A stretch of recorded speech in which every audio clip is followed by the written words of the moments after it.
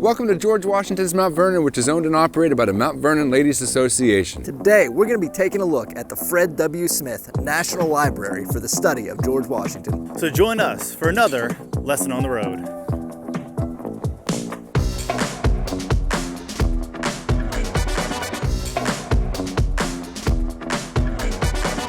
All right, page 1052, and oh, hello, I didn't see you there. Welcome to the Buchwald Wright Reading Room. It serves as the heart of the library. It's also partly surrounded by 6 busts of our founding forefathers, which we're going to tell you a little bit more about now. As Mr. Graham said, there are 6 busts in this room depicting the men how they would have appeared in 1785. Going around the room, we have James Madison, Thomas Jefferson, John Adams, George Washington, Alexander Hamilton, and Ben Franklin.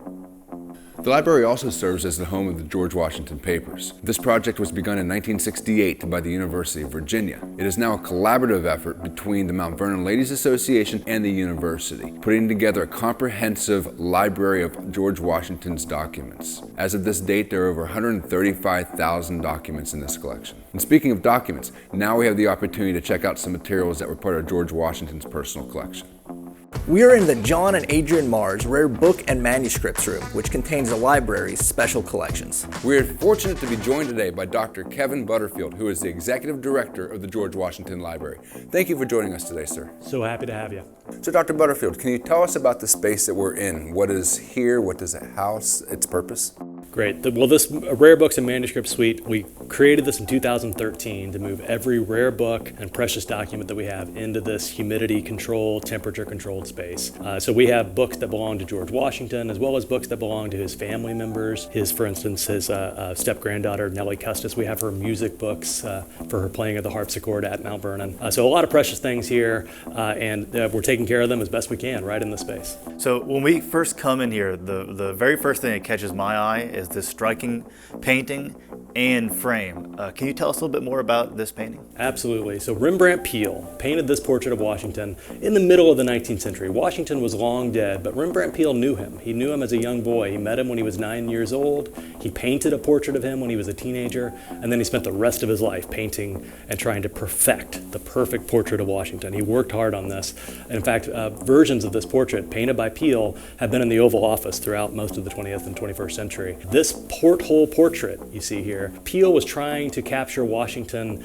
looking away from war. You see the smoke and fire of war behind him, looking towards a brighter future.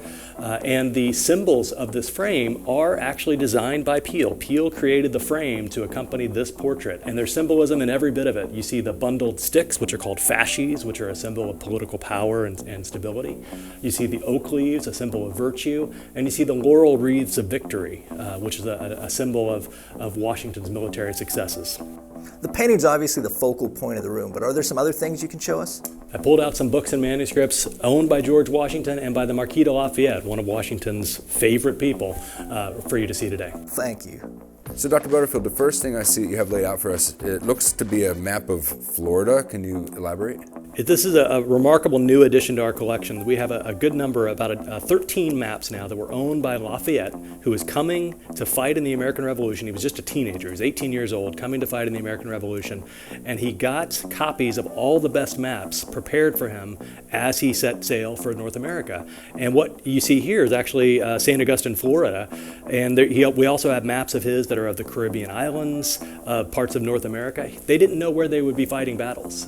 So he brought all the best maps that he could, and he actually had them backed on linen so they could be folded up, and he could put them in a pocket or into a carrying case and take them into the field of battle. The fact that Lafayette carried this map across the ocean to fight in the American Revolution still gets me. So this map right here looks like it's showing water depth. Am I right there? That's right. You see actually the city of St. Augustine up here, and this is a traditional map. What you see here is focused on the water. That's called a chart, and it's actually a nautical map. It's a map that's intended to show the depth of the water in the port coming in to this place in East Florida so that ships would know where they could travel safely. So what do we have over here, this Acts of Congress? This is the most valuable and precious book we have in our collections. This is actually George Washington's signed and annotated or marked up copy of the U.S. Constitution. Now, I'm going to touch it cavalierly because this is actually a reprint of the book that we had made to show the exact replica of the pages of Washington's copy of the Constitution. The reason we did this is that this is a $9 million book that we have housed in a special safe downstairs.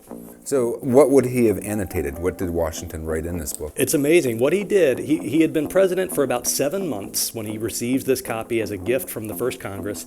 They want to show him all the laws they passed in their first session. So these are the laws of the first session of the first Congress.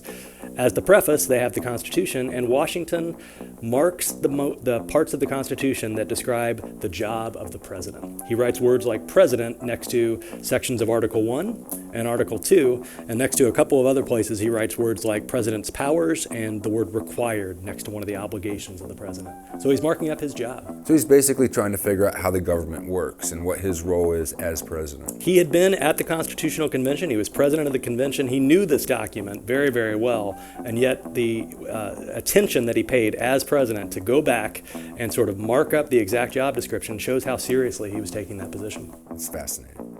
Is there anything else in here that's maybe not related to the government or his military career? Yeah, we actually have a couple of novels that George Washington would have read. One that he couldn't read because it's in Spanish, but it was a gift, and I'm excited to tell you about it. And one that we know that he read because for the rest of his life he's making jokes and references to this novel that you've probably heard of. That's extremely cool. Let's go take a look.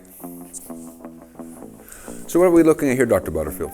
Well, we have two books here, two novels, actually the same novel, but one in Spanish, one in English, and it's The Adventures of Don Quixote, which many people have read, many people know about. If you haven't read The Knight Who's Tilting at Windmills, this was a world-famous classic of literature already by the time George Washington first comes across it in the 1750s.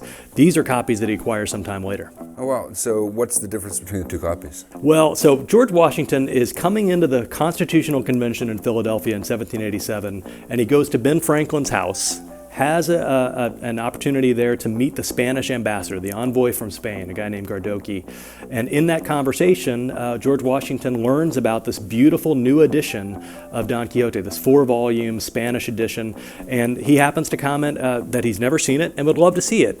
Several months later, it arrives as a gift from the King of Spain via the Spanish ambassador as a gift to George Washington. Is it written in Spanish? It's written in Spanish. George Washington didn't read Spanish, so this is clearly just a beautiful object on his shelves, but it's one that we know Washington would have really appreciated because he did buy the book in English and read it and loved it. The book that he purchased, I see that he signed it. Is that his original signature? This is volume 1 of the 4-volume English language Don Quixote that George Washington has. He signs volume 1 here right on the top right of the title page. He tended to do that. You see a G. Washington on a lot of his books as a way of his marking ownership. And we know that he read this book, but my favorite part about this book is where he bought it and when he bought it. He bought this in Philadelphia the same day that he signed the Constitution, September 17th, 1787. He bought this 4-volume set of Don Quixote, probably remembering the dinner party where he, a few months earlier, had mentioned that he would love to read and know Don Quixote better. He buys it, probably reads it on the ride home to Mount Vernon. So these books are amazing. Have they always been here at Mount Vernon?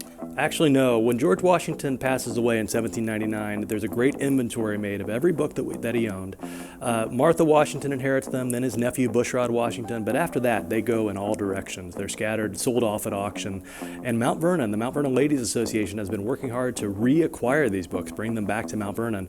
And we now have 104 volumes that Washington owned, but every one of them we acquired over time, over the last 100 and some odd years. Thank you so much for joining us today, Dr. Butterfield. My pleasure. Thank you for joining us at the Fred W. Smith National Library for the study of George Washington. So next time you're in Northern Virginia and you're looking for something historical, A bit scientific. And just all around nerdy. come check out George Washington's Mount Vernon and everything that it has to offer. That's Mr. Graham. That is Mr. Gimbi. That's Mr. Raymond. We'll see you next time for another lesson on the road.